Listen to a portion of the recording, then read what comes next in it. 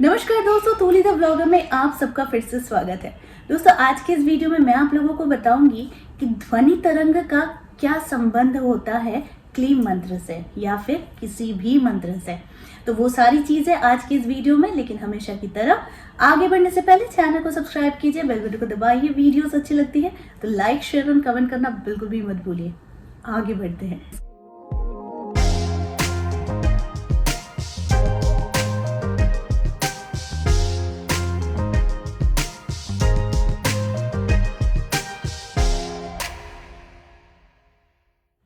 दोस्तों, हमारे जीवन में ऐसा हम लोगों ने सुना भी है और माना भी है कि हमारे जीव में सरस्वती का वास है।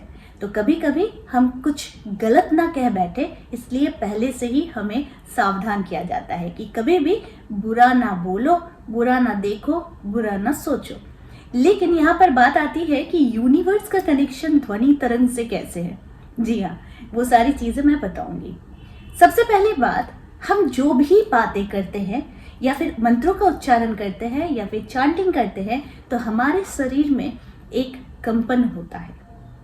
ये कंपन जो है, ये एक तरंग होती है जो धीरे धीरे धीरे धीरे हमारे सातों चक्र से गुजरती हुई हमारे पैरों के माध्यम से निकलती है। ठीक है, तो यहाँ पर जानने वाली एक बात यही है कि जो भी हम कहते हैं वो एक तरंग के माध्यम से यूनिवर्स के पास जाती है। ठीक उसी तरीके से आप क्लीम मंत्र को जब चांटिंग करते हैं तो आपको ये एहसास होता होगा कि कुछ लोगों में बहुत परिवर्तन आ गया है। शायद कोई आपसे पहले सही ढंग से बात नहीं करता था, शायद कोई इंसान आपको दो आंख नहीं देख पाता था, शायद किसी के साथ हमेशा आपका विरोध ही विरोध रहता था। आखिर आपको पता है इसका रीजन क्या है?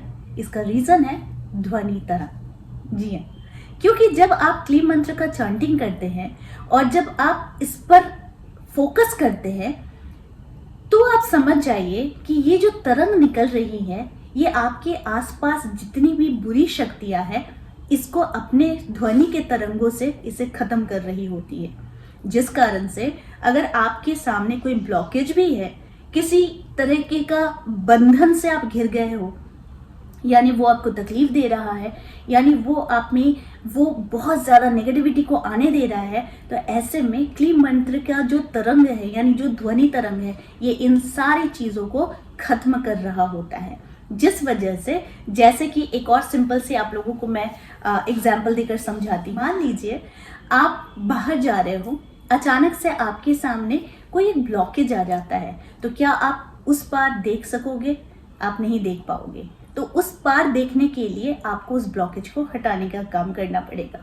जब वो ब्लॉकेज हट जाता है आपके सामने से, तो आप आराम से सामने की चीज़ों को देख पाते हैं। वैसा ही काम करता है क्लीम मंत्र, यानी आपके सामने जितने भी ब्लॉकेजेस है, वो सारी चीज़ों को क्लीम मंत्र दूर करता है। तभी जाकर आप सामने वाले में वो परिवर्तन देख पाते हैं, क्योंकि हमारी जो दृष्टि होती है, हमारी जो सोच होती है, वो धीरे धीरे धीरे धीरे हमारे सबकॉन्शियस माइंड में आ जाती है। क्योंकि ना तो हम सामने वाले का असली चेहरा देख पाते हैं, ना तो सामने वाला हमारी असलियत देख पाता है। हर इंसान किसी न किसी के लिए अच्छा भी है, हर इंसान किसी न किसी के लिए बुरा भी है, लेकिन यहाँ पर बुरा कौन है, ये ढूंढने का काम हमारा नहीं है। हमारा काम है कि मंत्र के माध्यम से अगर कोई इंसान आपको गलत भी समझता है, अगर कोई इंसान आप में बुराइयां ढूंढता है, तो वो इंसान में भी परिवर्तन आ जाता है। क्योंकि आपकी जब ऑरा बहुत क्लीन हो जाती है, आपकी में जब वो शक्ति बहुत ज़्यादा ग्रो कर जाती है, यानी आपकी सोच की शक्ति, यानी आप जितना अच्छा सोचेंगे, आपका ऑरा भी उतना विकसित होता चला जाएगा। तो ऑटोमेटिकली सामने वाला इंसान भी आपकी अच्छाई से ही आकर्षित होगा, है ना। तो जब वो अच्छाई से आकर्षित होता है, तो वो इंसान हमेशा आपके इर्द गिर्द रहना पसंद करता है। क्यों कहते हैं कि हमेशा किसी कार्य के लिए अपने चेहरे पर एक मुस्कान रखनी बहुत ज़रूरी हो जाती है। लेकिन आजकल के भागदौड़ भरी ज़िंदगी में शायद हम लोग मुस्कुराना भी भूल जाते हैं, और जब हंसते हैं तो लगता है कितने दिनों के बाद हंसे हैं, है ना। यही हंसी की ज़रूरत थी। लेकिन इसका कहीं ना कहीं कनेक्शन होता है कि जैसे हमारे किसी फर्नीचर पर डस्ट का एक लेयर धीरे धीरे जमता जाता है, पड़ता जाता है, ठीक उसी तरीके से क्लीन मंत्र भी हमारे ऊपर, हमारे मन पर, हमारे जो भी सोच है उस पर जो धुआं पड़ा है, जो धूल मिट्टी जमी हुई है, उसे हटाता हुआ चला जाता है और बिल्कुल आईने की तरह साफ हमारा चरित्र दूसरे के सामने लेकर आता है। तो ये सबसे बड़ी खासियत होती है क्लीन मंत्र की। सिर्फ क्लीन मंत्र ही नहीं कहूँगी, जो भी मंत्र आप चांटिंग करते हैं, जो भी चालीसा आप पढ़ते हैं, जो भी भगवान की पूजा करते हैं, या फिर कोई भी किसी भी तरीके का धार्मिक पाठ पढ़ते हैं, या फिर किसी को अच्छी ज्ञान देते हैं, या फिर अच्छी बातें कहते हैं, तो याद रखिएगा आपके अंदर पड़ी धूल तो साफ होती है, जिस वजह से सामने वाला इंसान आपकी हकीकत को बहुत जल्दी देख पाता है। हमारे बड़े बुजुर्ग कहा करते थे कि बुरा ना बोलो, बुरा ना सोचो, बुरा ना देखो। लेकिन यहाँ पर जो बात आती है कि अक्सर हमारी भागदौड़ भरी जिंदगी में हम यही गलतियाँ कर बैठते हैं।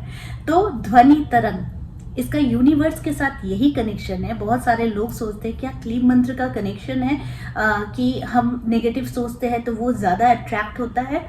एग्जैक्टली आप क्लीन मंत्र करें ना करें, लेकिन आपकी जो तरंग है, जो ध्वनि तरंग है, वो आप अगर गलत बात कहेंगे, अगर आप नेगेटिव बातें ज़्यादा कहेंगे, तो वही चीज़ आपके पास आएंगी ही, क्योंकि ये यूनिवर्स का ही नियम है, लॉ ऑफ अट्रैक्शन का ही नियम है। जैसा आप करते हैं वैसा ही आप पाते हैं।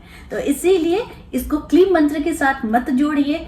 आप धार्मिक है, आप स्पिरिचुअल पर्सन है, तो ऑटोमेटिकली आपकी अच्छाई ही अट्रैक्ट होती हुई चली आएगी। लेकिन अगर आपको लगता है कि नहीं, क्लीन मंत्र करने के बाद मैं ज़्यादा नेगेटिव हो रहा हूँ या फिर मेरे साथ ज़्यादा नेगेटिव रिजल्ट्स आ रहे हैं, तो सबसे पहले जान लीजिए कि हो सकता है परत दर परत बहुत सारी बुराइयाँ या फिर नेगेटिव सोच आपके अंदर जमी हुई थी, जो अभी बाहर जब वो निकल रही है तो ऑब्वियस है आप परेशान तो होंगे ही। तो इसलिए कुछ समय दीजिए किसी भी मंत्रों की चांटिंग के लिए, किसी भी पूजा के लिए। समय देने के बाद उसे धीरे धीरे अपनाना शुरू कीजिए, देखेंगे लोग आपकी अच्छाई की ओर आकर्षित होंगे, है ना।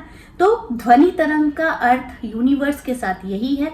आप जो भी कहते हैं, जैसा भी कहते हैं, वो अच्छा हो या बुरा हो, यह आप पर डिपेंड करता है कि आप क्या कहते हैं। लेकिन आपकी तरंगे हमेशा काम कर रही है यूनिवर्स की तरंगों के साथ, यानी फ्रीक्वेंसी मैच कर जाती है जब आप कुछ भी सोचते हैं।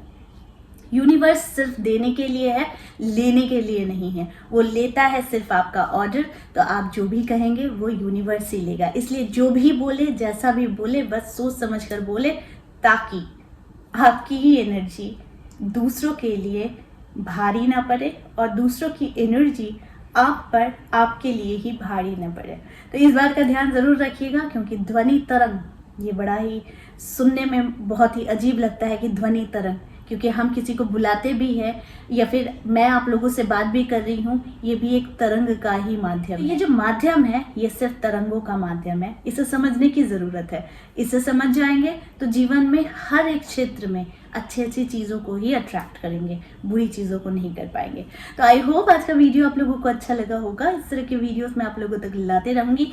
आज के लिए बस इतना ही, फिर मिलेंगे एक नए टॉपिक के साथ। तब तक के लिए आप सबको मेरा प्यार भरा नमस्कार।